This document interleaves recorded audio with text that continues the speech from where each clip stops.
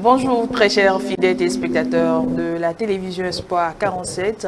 C'est un plaisir de vous retrouver pour ce tout premier numéro de votre émission de 50 minutes entre nous de l'année 2025. J'espère que vous avez passé de bons moments de fête, de fin d'année. Quant à nous, nous rendons grâce à Dieu. 8 jours déjà que nous sommes dans la nouvelle année 2025 et je parie qu'au premier jour de cette année jusqu'à aujourd'hui d'ailleurs, on continue de se souhaiter les vœux. L'objectif souvent est de réussir son année. Alors, s'il en est ainsi, comment donc planifier son année? Quelles résolutions faut-il prendre? Voilà les questions autour desquelles notre débat se portera ce matin. Et justement, pour en parler, je retrouve mes amis du mercredi. Bonjour et bienvenue. Bonjour Brigitte. Comment est-ce que vous vous portez? Moi, je porte bien. Je vais commencer par Prudence. Alors, ça fait quelques semaines déjà. Bien sûr, même des mois, si je peux le dire. Bonjour à chers téléspectateurs, bonjour à vous aussi. Je vais super bien et puis je suis très contente de partager ce plateau, ce premier plateau de 2025 avec vous. Et je profite, si tu le permets, souhaiter me le meilleur à nos téléspectateurs et à vous aussi. La santé surtout. Merci. Alors les fêtes, comment est-ce que ça s'est passé? Bon, ça va. Vous savez, les fêtes c'est chaque jour. Mais bon, comme il y a un jour spécial pour fêter, on se dit que ça va, on s'est un peu réjouis, donc on rend grâce à Dieu. Joseph? Je vais très bien. Comme tu peux le voir. Ça se sent? Oui, ça se sent. Je ne donne pas fausse impression. Quand ça ne va pas, ça ne va pas. Ça va et ça va.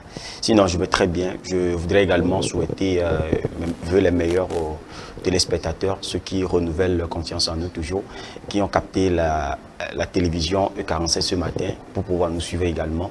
Je leur dis toutes mes félicitations pour l'année 2025 et de meilleures résolutions pour que les vœux que nous allons leur souhaiter ou ce que nous allons dire ce matin se réalisent dans leur vie. Et à toi aussi, je te souhaite mes vœux les meilleurs. Merci, bien. Nous allons donc partir pour la transition Abel et revenir pour le débat.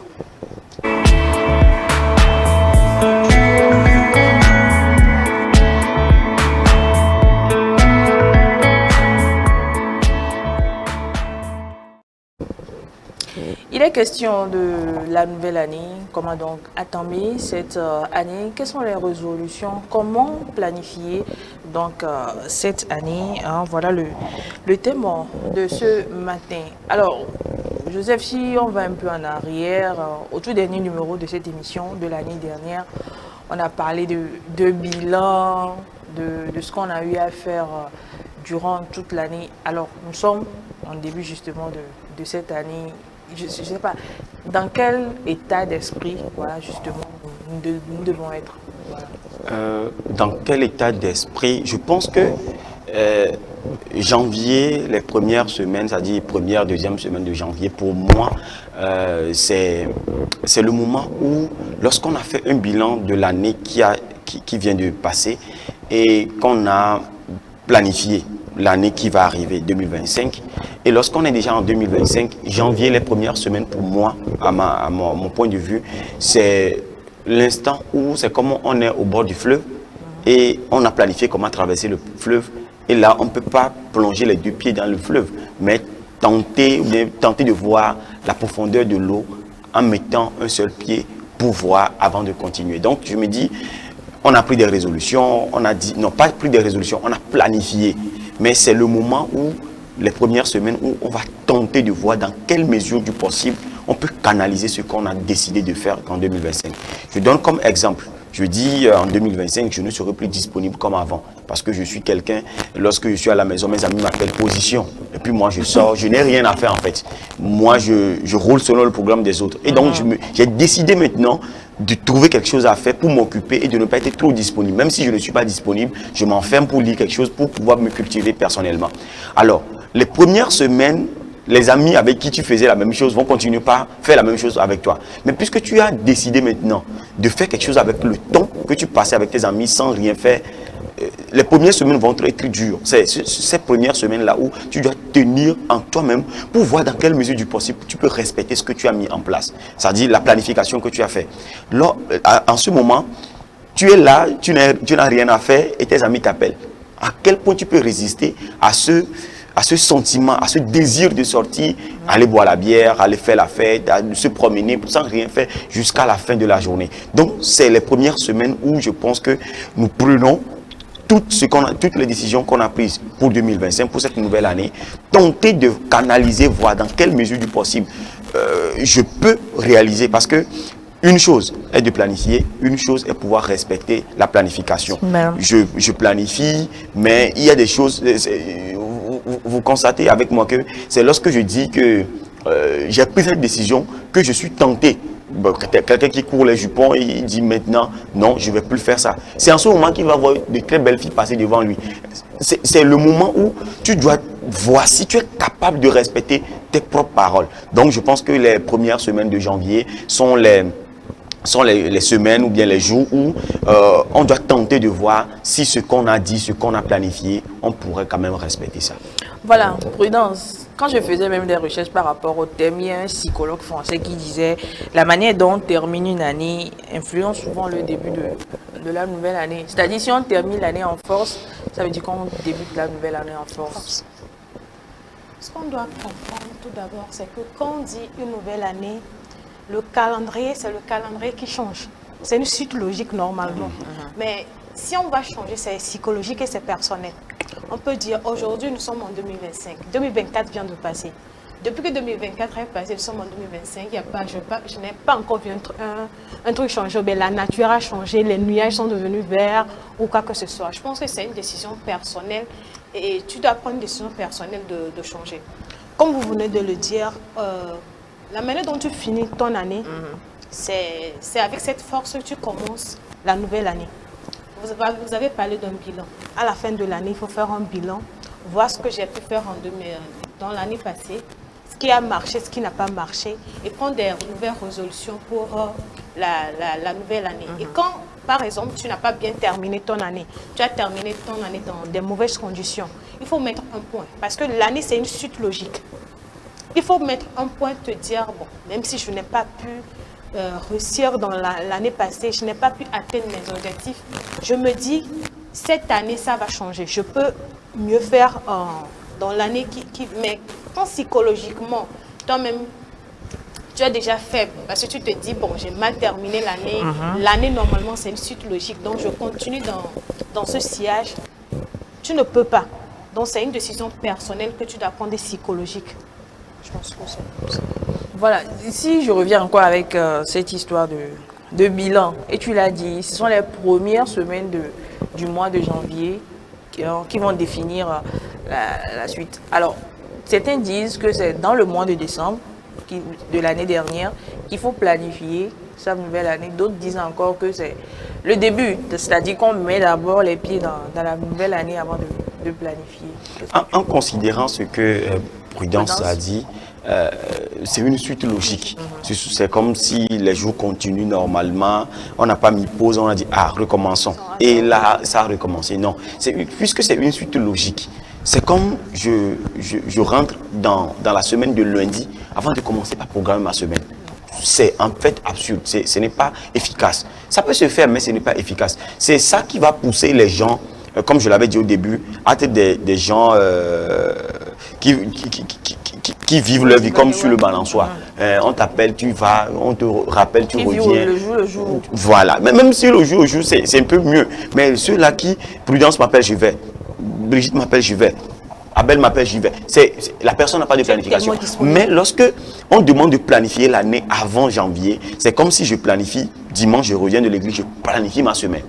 C'est ce qui veut dire que quand quelqu'un m'appelle Joseph, est-ce que tu peux m'aider mercredi à 9h? Je dis non, mercredi à 9h, j'ai ceci. Je dois venir à l'émission télé. Donc ce qui veut dire que la personne sait que avant de fixer un rendez-vous avec moi-même, la personne se dit, dimanche déjà, je dois demander à Joseph, quand est-ce qu'on peut se voir? Donc Joseph me met dans son agenda au cours de la semaine. C'est justement quelque chose. Moi, je vais encore aller plus loin dans le monde spirituel où Dieu nous dit, dites ce que vous voulez et cela se réalisera selon vos désirs ou selon ce qu'il voudrait pour nous, puisque quand nous prions, nous demandons sa volonté. Alors, dire qu'en décembre, je veux réaliser ceci en 2025, c'est dire que c'est mon souhait, Dieu.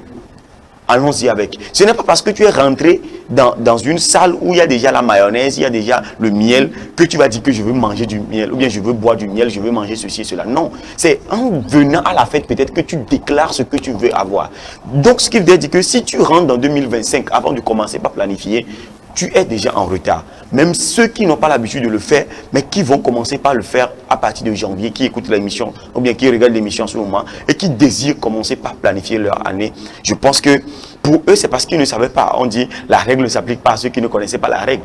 Donc, oui, donc, ceux-là ne sont pas du tout en retard. Mais toi qui le savais, que je dois planifier mon année qui est à venir, mais tu attends que l'année arrive, janvier commence avant de planifier. Je pense que ce retard ne pourra pas vraiment être rattrapé au cours de l'année. C'est déjà un retard. Et pour ceux qui le font pour la première fois, c'est un retard, mais on peut l'accepter. Mais ceux qui savent bien que je dois planifier l'année, mais depuis janvier, je pense, depuis décembre, 2 semaines, on avait fait l'émission, on avait discuté de ça, on avait parlé de comment planifier l'année. Je pense que ceux qui nous avaient suivis pouvaient le faire et en même temps évoluer selon ce qu'ils avaient déjà planifié. Et donc, c'est en janvier maintenant qu'on commence par tester ou bien tâter le terrain de ce que j'ai déjà planifié pour pouvoir avancer. Mais dire que c'est en janvier planifier l'année, je pense que c'est déjà trop parti. Également dire que lorsque tu as parlé du psychologue qui disait c'est de la manière dont termine l'année qu'on continue en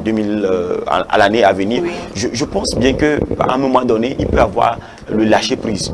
Il faut considérer aussi le fait de dire que reculer pour mieux sauter, pour dire la personne qui a fait lâcher prise en décembre, 2 dernières semaines avant janvier, saurait peut-être bien le faire, lâcher prise pour mieux reprendre avec force. Et également, ça peut se faire avec une personne qui le fait avec conscience, c'est-à-dire une personne qui le fait consciencement, il peut réussir. Mais une personne qui subitement est tombée sans pouvoir se canaliser, je pense que ça peut continuer comme ça en 2025 pour lui. Mais une personne qui a sciemment considéré ses efforts, considéré ses échecs et lâcher prise avant de reprendre, je pense que pour lui, ça pourra mieux aller. Voilà, il est question donc de planifier son année. Alors, Prudence, est-ce qu'il faut ou bien il faut définir les objectifs avant de les planifier, ou bien planifier et atteindre ces objectifs?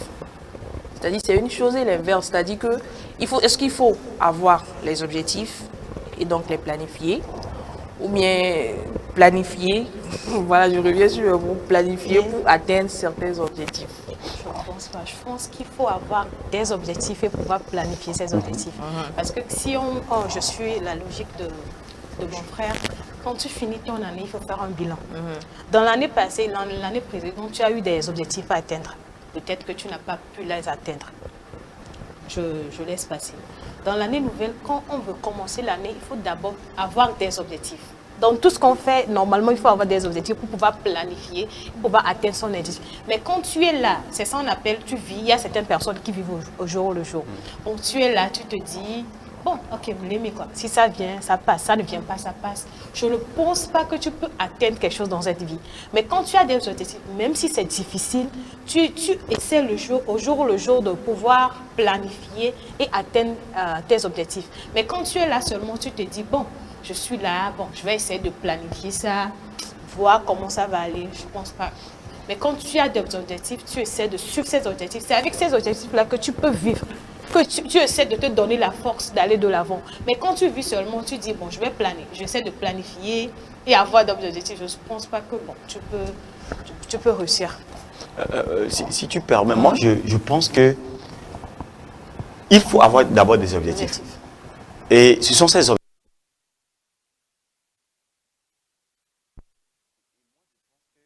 Lorsque j'ai des objectifs, je les morcelle en petits objectifs. Je vais dire par exemple que en juillet, je vais avoir un diplôme. Mais qu'est-ce qu'il faut faire pour avoir le diplôme? L'objectif, c'est le diplôme. Mais qu'est-ce qu'il faut faire pour avoir le diplôme?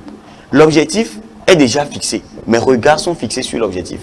Alors, je travaille en fonction. Le travail que je ferai consistera à planifier le travail de jour en jour, semaine après semaine, mois après mois, afin d'arriver. En fait, c'est l'objectif qui motive plutôt mon existence dans la nouvelle année. Sinon, si je n'ai pas d'objectif, je travaille, oui. Et il y a également ceux-là qui, à la fin de l'année, quelqu'un m'a écrit et dit, oh Joe, j'ai bien suivi comment l'appelle-t-on, la révision de votre émission puisque tu me l'avais demandé. Moi, je n'ai pas atteint mes objectifs. Bien sûr que j'ai atteint des objectifs que je ne me suis pas fixé au cours de l'année. J'ai dit, voilà, ce sont des réussites. Quand tu vois bien les objectifs pour lesquels tu courais, tu ne les as pas atteints. Mais en cours de route, tu as atteint des objectifs que tu ne t'attendais pas. C'est parce que sur ta route de l'atteinte de ton objectif premièrement fixé, tu t'es rendu compte ou bien d'autres succès t'ont rencontré en cours de chemin. C'est ce qui est bien. Si tu n'avais pas fixé le premier objectif en courant derrière, peut-être que tu ne vas rien faire. Donc, il faut considérer quand même ces objectifs que tu as pu atteindre sans pouvoir les fixer, ou bien ces succès, parce que moi je dis ces sont des succès que tu as pu avoir sans pouvoir les fixer pour pouvoir planifier une nouvelle année. Moi je dis, il y a des choses que des gens ont réussi à faire sans pouvoir les planifier. Ce n'est pas parce que la personne va dire, je n'ai pas planifié, j'ai pu le faire. Non, parce que tu as planifié quelque part quelque chose à atteindre, que tu es arrivé à atteindre des réussites au cours de l'année. Donc, il ne faut pas se faiblir, dire que je n'ai pas fixé d'objectif, mais j'ai quand même pu faire 2 ou 3 trucs. Donc, on vit l'année comme je peux. Non. Moi, je pense que c'est vivre sa vie à soi-même sans objectifs, sans but, en fait. C'est pareil à ça. Donc, je dis, ici, il faut d'abord fixer l'objectif, morceler l'objectif en petits objectifs, parce que qu'est-ce que je dois faire pour pouvoir atteindre ceci, pour pouvoir atteindre ceci. C'est comme tu places ton premier objectif en haut de l'escalier. Maintenant, il faut passer pas à pas avant de pouvoir y arriver. Donc, fixer l'objectif premièrement, je pense que sera la meilleure chose pour nous. Alors, ce psychologue continue en disant qu'on a tendance à attendre d'avoir ces objectifs avant de commencer à les planifier. C'est une erreur. Le succès de la prochaine année se prépare longtemps à l'avance. Si on attend à la nouvelle année avant de le faire, on commence avec un retard appréciable qui sera difficile à rattraper. Voilà. Donc, il est possible d'éviter ce genre de situation en traitant la fin d'année et le début d'année comme un événement continu plutôt que de 2 étapes non reliées. Voilà. Quelque chose à ajouter? Ouais, je vais enchaîner. Par exemple, je vais donner un exemple. Tu as un examen. J'ai par exemple le bac à passer pour les élèves. Je suis là, bon, je n'apprends pas, je ne suis pas motivée à apprendre. À 1 mois de l'examen, je m'y mets pour me dire, bon, j'ai un examen, je dois bosser Dieu pour pouvoir décrocher mon examen. Vous allez voir que cette personne peut réussir, mais ne peut pas réussir normalement comme s'il avait commencé très tôt. Vous voyez? Donc, il faut déjà planer. Il faut avoir des objectifs et pouvoir morceler ces objectifs-là, comme tu l'as dit, et aller pas à pas. Quand tu vas pas à pas, de jour au jour, tu essaies d'avoir de nouvelles idées et pouvoir atteindre les objectifs. Mais quand tu es là, tu te dis, bon, à tout moment, je peux le faire, ça va te rattraper et puis t'emmener en arrière, si je peux le dire ainsi. Oui, puisque le psychologue continue de le dire, moi, j'ai compris le fait de dire que préparer mon année en janvier, c'est un retard très appréciable qu'on ne peut pas rattraper. Comme je le disais, ce que je voudrais ajouter, c'est que lorsqu'on arrive déjà en janvier, il faut se dire qu'on est déjà dans la nouvelle année. En décembre plutôt, il faut se dire qu'on est déjà dans la nouvelle année. Surtout quand on est dans les deux dernières semaines de décembre, on est déjà dans la nouvelle année. Tout ce qu'on fait en ce moment, c'est nous enfoncer, mieux préparer pour entamer nos objectifs déjà fixés.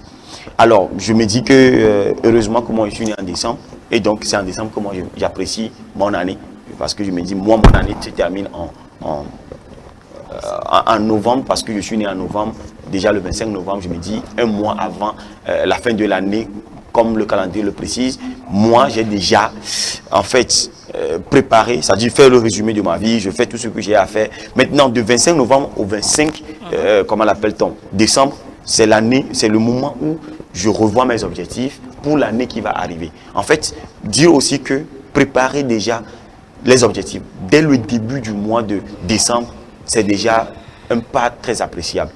Préparer comme ça, afin que lorsque tu arrives dans les 2 dernières semaines de décembre, tu vois, tu compares. C'est le moment d'étudier. Parce que parfois, on se fixe les mêmes objectifs chaque année, mais on n'arrive pas à les atteindre.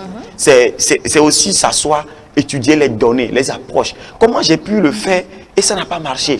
Tu vas fixer les mêmes objectifs, tu vas préciser les mêmes planifications, mais ça ne va pas marcher.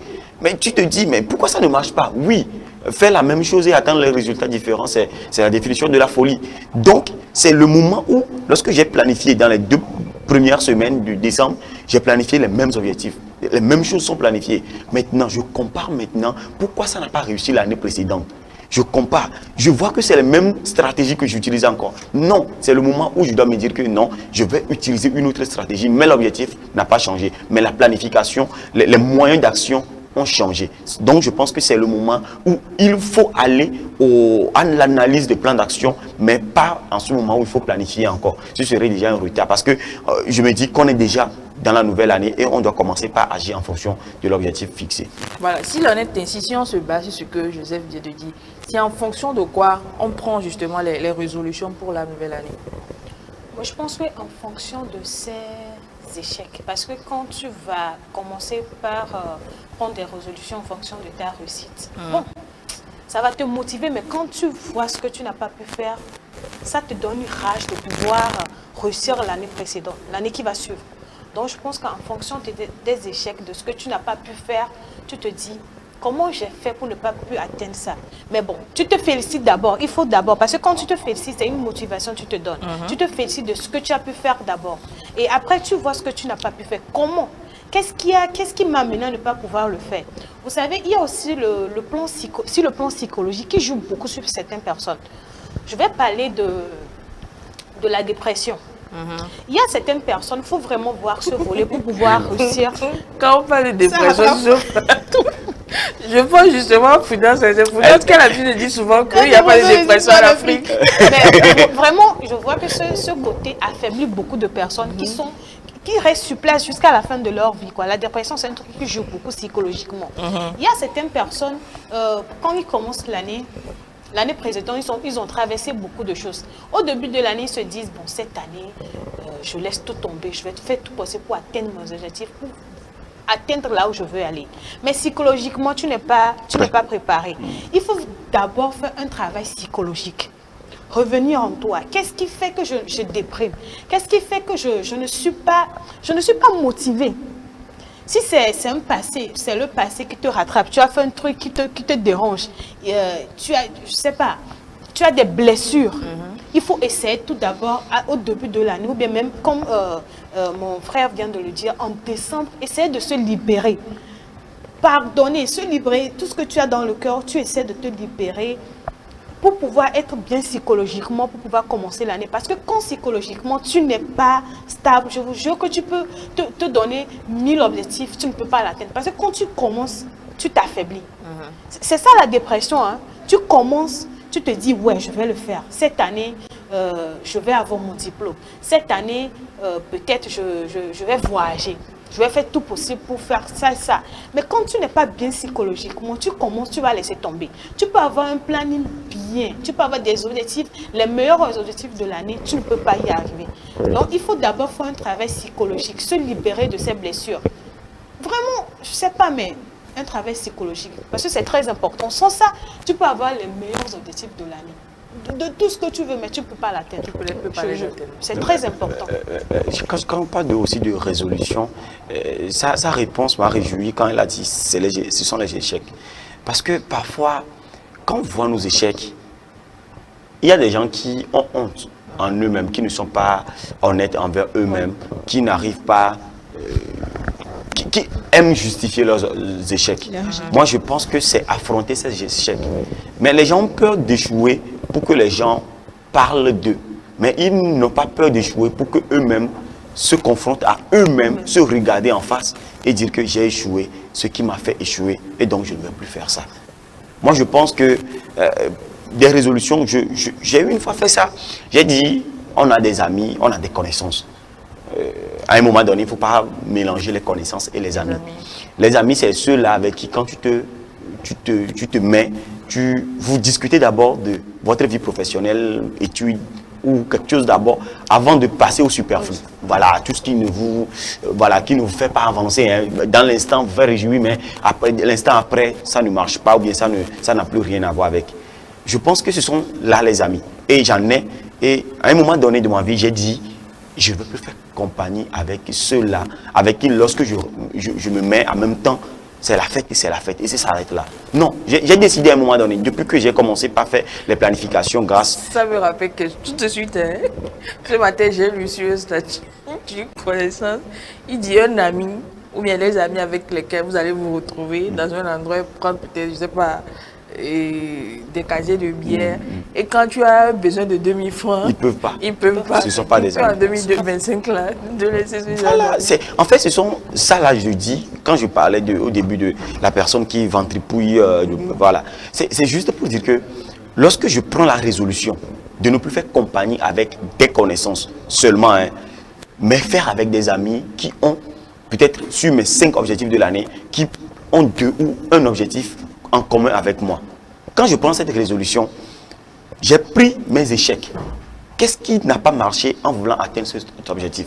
Je me suis dit à un moment donné que dans l'année, j'ai fait 20 sorties avec des connaissances avec qui je ne devrais pas, ou quand j'ai parlé avec eux, je n'ai même pas entendu des phrases qui pourraient m'aider à résoudre. Et on a dit, ah Jo, il faut, coucou spécial à Benjamin, lorsqu'on se raconte, on se dit en même temps, même en appel, on se dit, Jo, où en es-tu pour ce projet? On parle de ça avant de parler de toutes choses de la vie. En fait, on se dit ça, et puis quand tu finis la discussion, tu te dis, il t'a dit quelque chose qui pourra t'aider à réaliser ton objectif. En fait, des gens comme ça, j'ai pris la résolution de ne pas cheminer avec eux. Et ce n'est pas catégorique, hein. Je peux faire, mais diminuer le nombre que j'ai fait l'année dernière. Donc cette résolution est issue de mon échec. Lorsque j'ai constaté l'échec, j'ai compris ce qui a entraîné l'échec.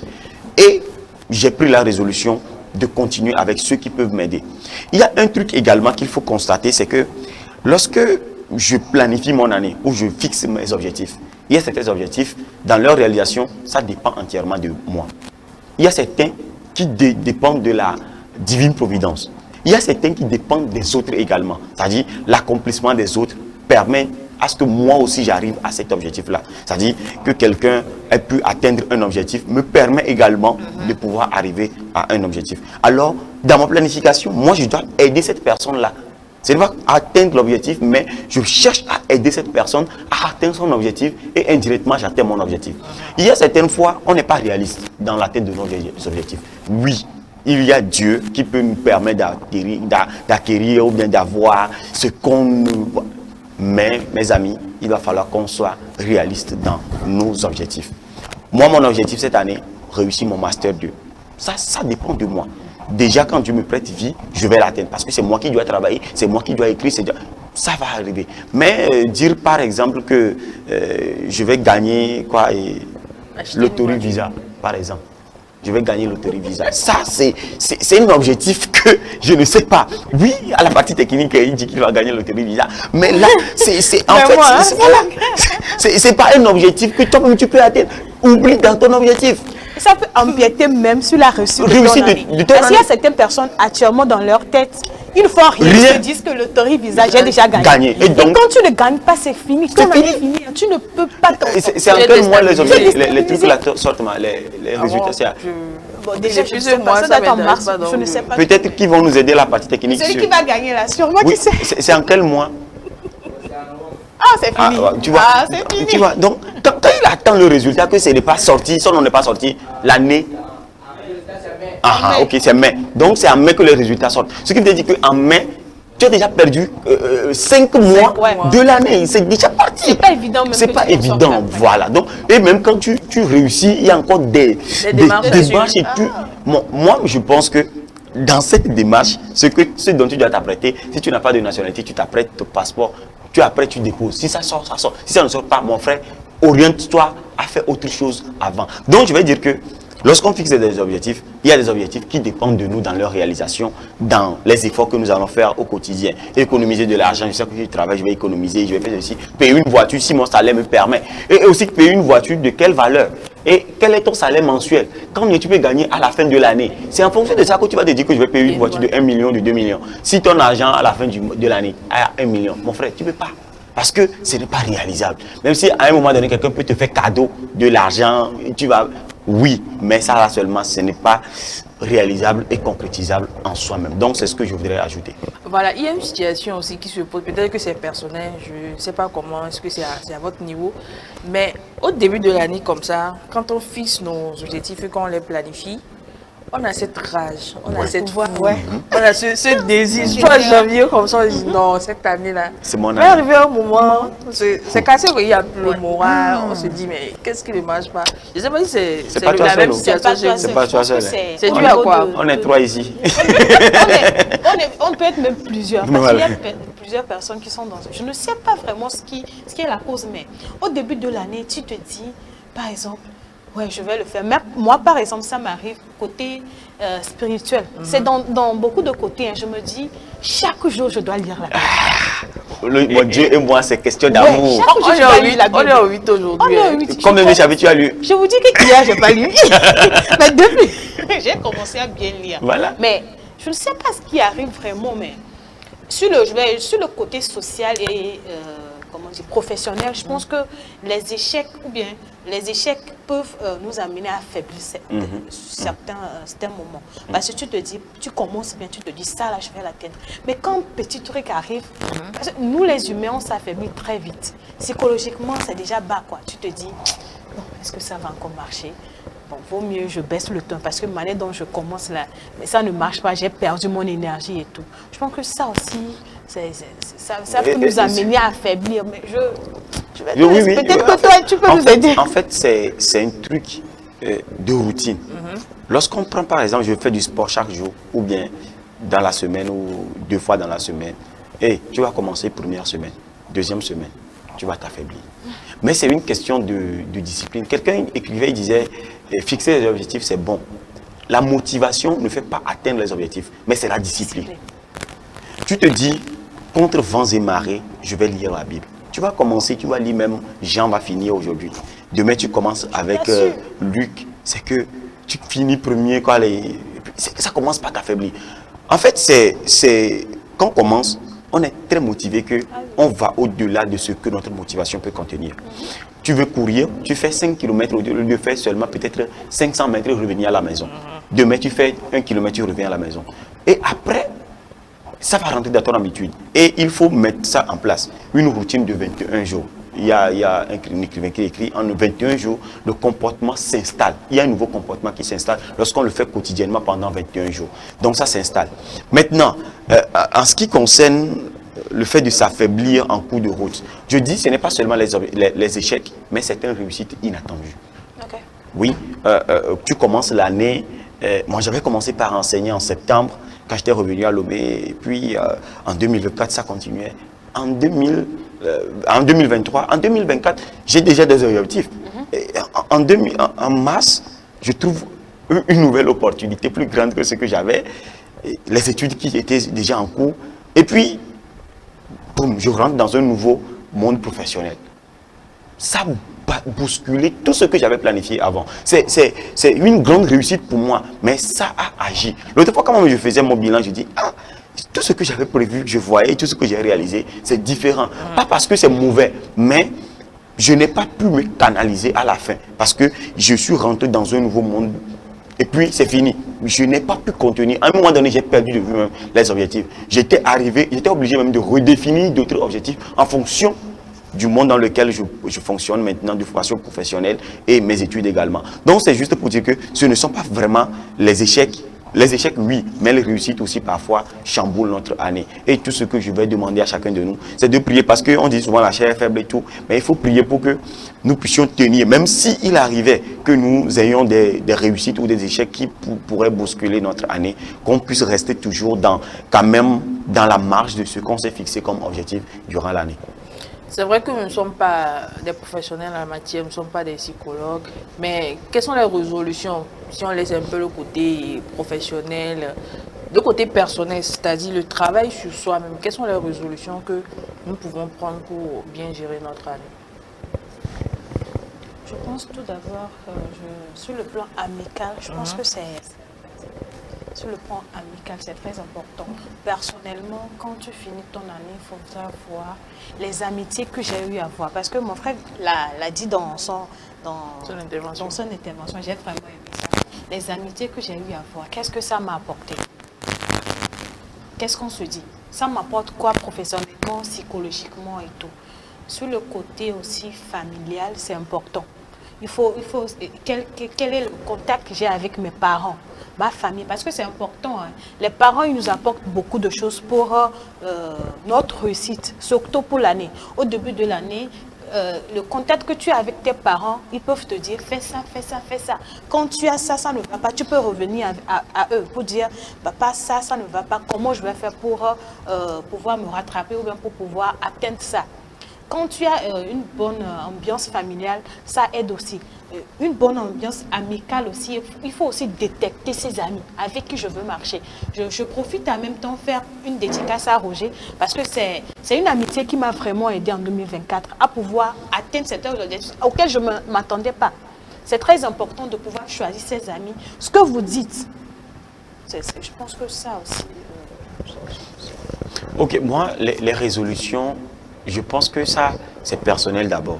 Avant de parler d'amitié, d'une amitié qui peut influencer votre vie, une relation qui peut influencer votre vie, je pense que ça dépend de soi.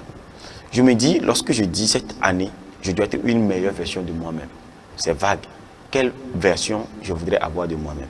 Lorsque je décide de la version, ou bien j'ai un peu l'image de la version d'une personne ponctuelle, d'une personne assidue, d'une personne travailleuse, d'une personne qui respecte ses paroles, c'est bon.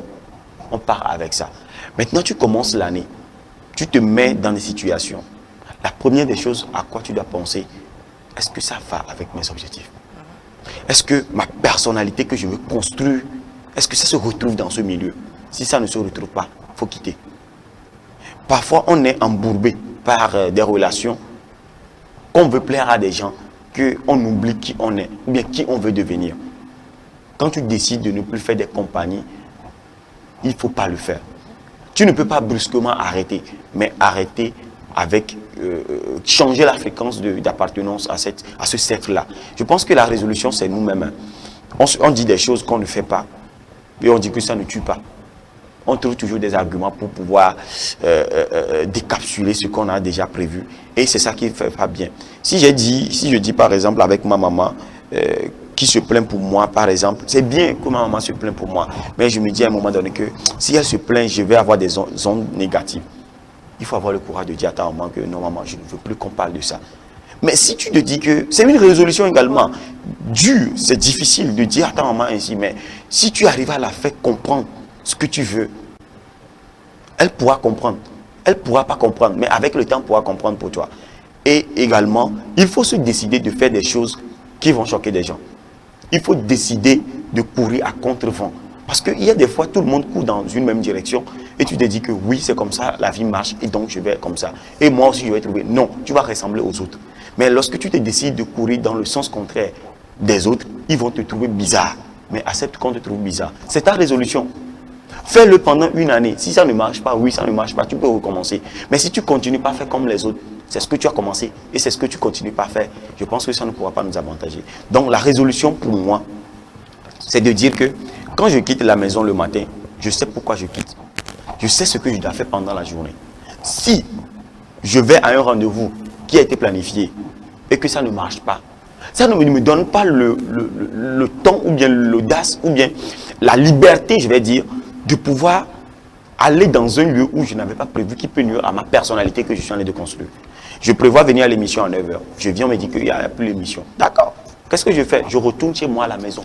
Ou bien je reste à un lieu où c'est moi-même, ou bien c'est ma personnalité et moi. Je décide de faire quelque chose pour contribuer à un objectif que j'ai fixé. Mais les gens, lorsqu'on planifie la semaine ou bien la journée et que quelque chose décale un peu, ils se donnent la liberté d'aller faire autre chose qui pourrait nuire à leur personnalité, à ce qu'ils veulent construire. C'est que, arrête-toi, pose la question. Dans ce que j'ai prévu faire cette année, est-ce que ce que je vais faire là permet à ce que je puisse arriver à mon objectif? Si la réponse est non, ou bien tu n'arrives pas à répondre, alors arrête, ne fais pas. C'est une résolution. C'est que c'est difficile. Quand on veut commencer par le faire, c'est très très difficile. Des personnes avec qui tu fais des choses qui t'éblouissent, mais tu veux arrêter. Oui, il faut arrêter, c'est très dur. Quelqu'un dit pour soigner l'entorse, il faut tirer. C'est quand ça fait mal que ça se rétablit. Donc je pense que la résolution, c'est revenir à nous, demander quelle image nous voulons construire en 2025 et penser à l'image. Et à chaque fois qu'on veut agir, on regarde cette image-là. Voilà. Quelque chose à ajouter?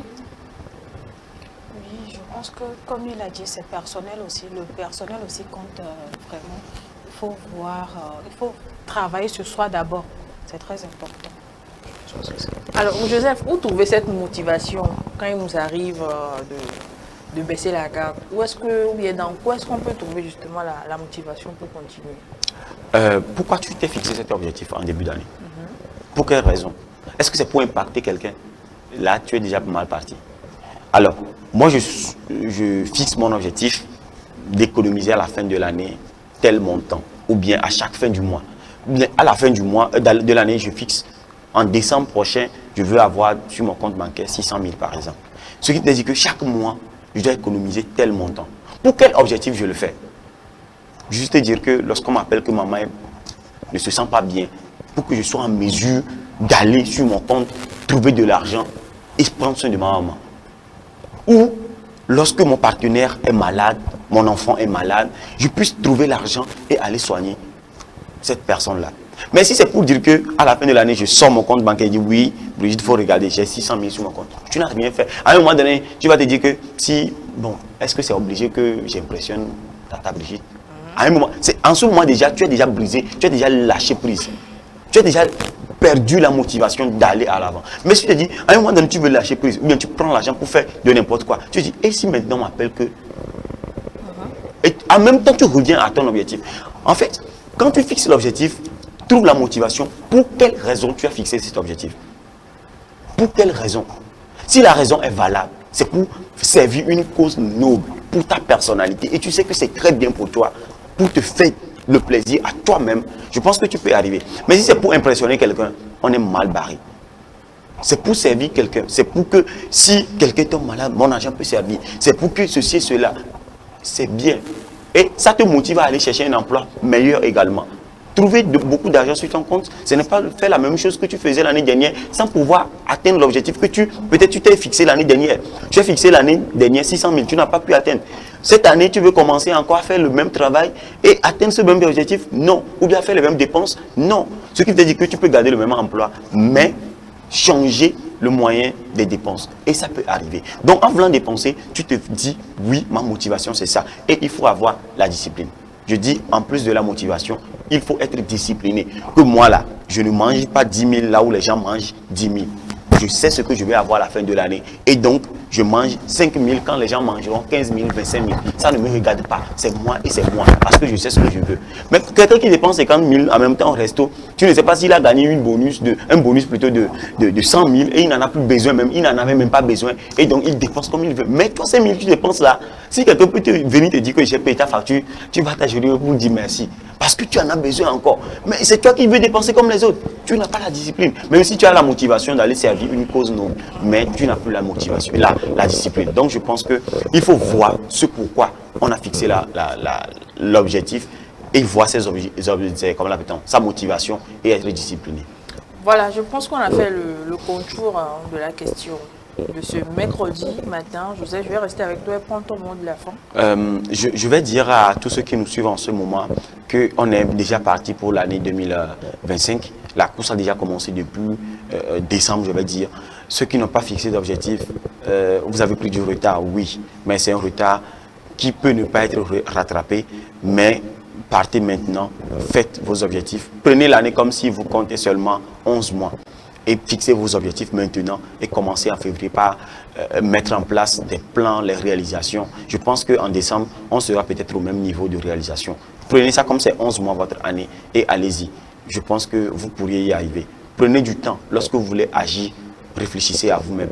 Pensez à votre image. Je pense que ça pourra nous aider. Prudence? Je dirais aux téléspectateurs ou bien en général que pour avoir des motivations, pour réussir à ces objectifs, il faut avoir un rêve. Quand tu as un rêve, tu te bats chaque jour pour l'atteindre. Je pense que c'est une grande motivation. Tu te dis par exemple, je dois devenir une grande journaliste. À l'école, je dois bosser pour pouvoir l'atteindre. Mais chaque fois quand tu te rappelles de ça, tu vas y arriver. Et puis, je vais ajouter ceci. On peut tout reprendre à zéro. C'est le début de l'année. Tu as eu à avoir certains trucs que tu n'as pas pu faire. tu peux reprendre à zéro, même si tout est gâté. Aujourd'hui, tu te dis, par exemple, je vais commencer ça. Tu peux le commencer pour voir la tête. Il ne faut pas te dire, j'ai eu à prendre une résolution, j'ai eu à avoir des objectifs que je n'ai pas eu à atteindre, donc je vais baisser les bras, c'est déjà fini pour moi. Même aujourd'hui, tu peux te dire, je vais commencer pour pouvoir réussir mieux que même les gens même qui avaient déjà commencé. Moi, je pense que c'est un truc personnel que tout le monde doit commencer à faire. Voilà. Si tu permets, je viens de recevoir un message, coucou spécial à toute la famille qui est au salon qui me suit en ce moment. Alexandre et à sa famille et puis à ma compagne également. Je dis bien des choses à elle. Voilà. Nous allons donc partir pour la dernière rubrique de cette émission, Top secret de la langue de Molière.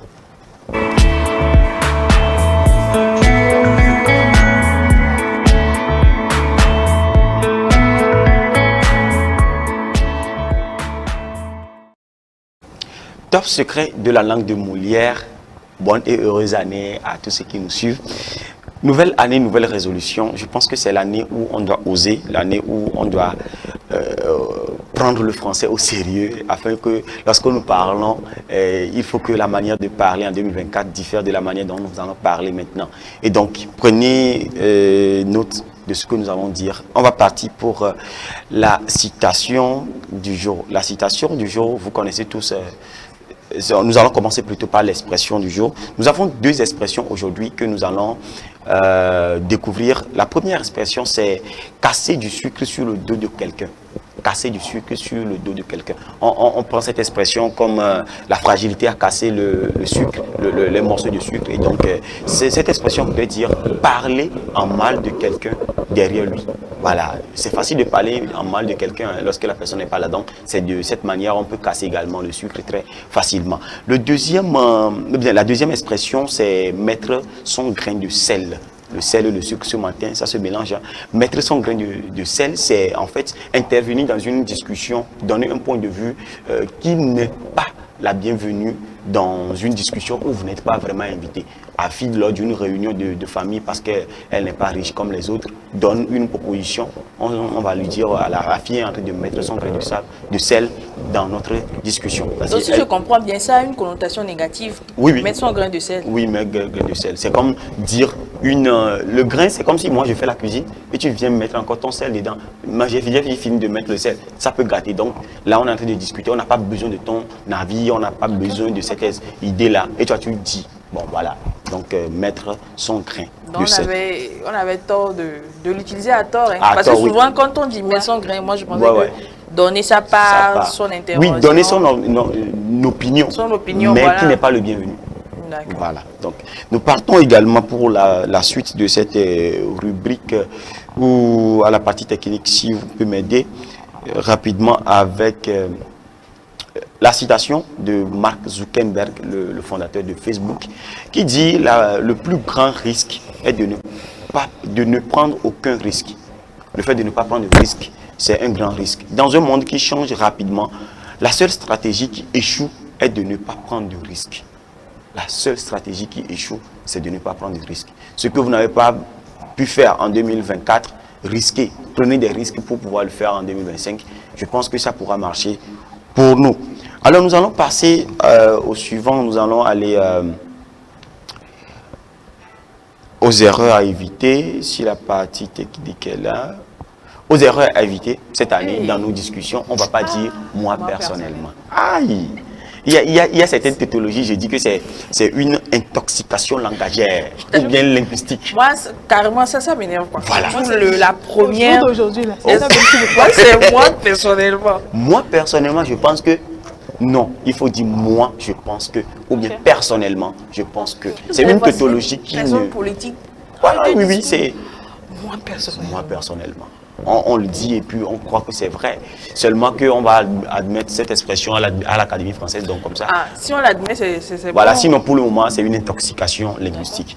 Au jour d'aujourd'hui, voilà aussi. Au jour d'aujourd'hui, je vais te dire que j'ai réalisé mon objectif. Voilà.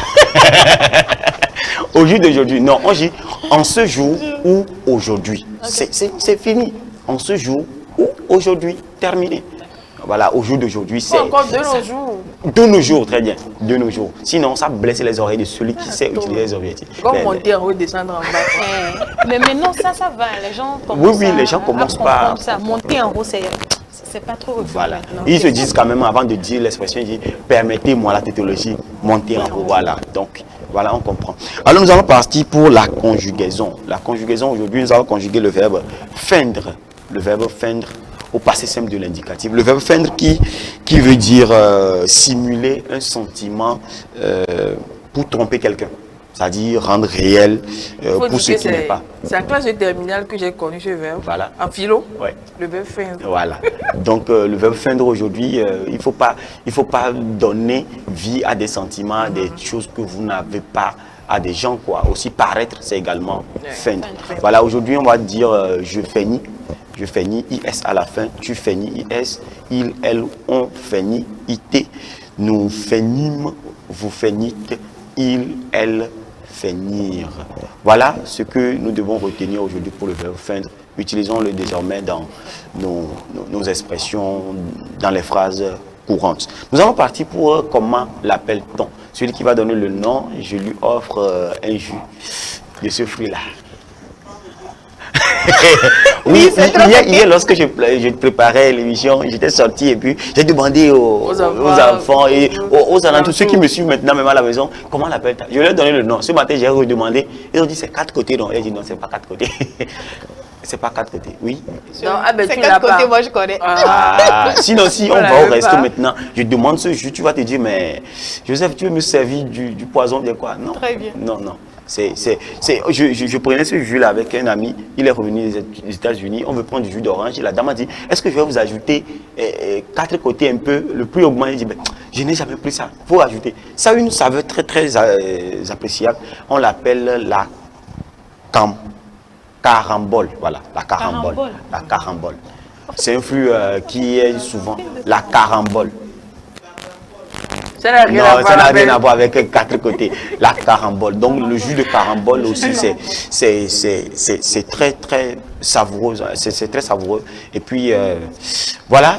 Maintenant, on va mettre les noms sur les fruits, quoi. Oui, oui. Tu vois, du jus de carambole. Oui, jus C'est de- quand on parlait de jus de fleurs d'hibiscus. Voilà, on oui, va, oui. on va dire ça, la personne va chercher, alors Ouais, que c'est ouais, c'est du ouais. bissap. Tu vas au resto, tu dis je veux jus d'orange parfumé de la carambole. Voilà. ouais. La serveuse va se dire monsieur, on n'en a pas. Même si tu vois le prix là-bas, elle va dire monsieur, on n'en a pas. Il faut en cette année-là, chers On va se faire téléspectateurs. du genre, on va faire genre, Oui, quoi. c'est ce que je veux dire aux téléspectateurs. Ça dit frustrer les gens dans votre parole. C'est-à-dire donner du genre à vous-même, quoi. Quand vous dites ça, même si c'est à 300, on vend le jus là quelque part, hein, c'est à 300, tu dis ça, même temps, la personne va dire wow, il doit être riche, hein, parce qu'il a sorti un mot français. Voilà, c'est tout pour aujourd'hui. On se voit la prochaine fois pour d'autres. Merci à toi, Joseph. Merci également à Prudence. Abel, merci. Nous disons également merci à tous nos téléspectateurs. Nous allons nous dire donc au revoir et à mercredi prochain.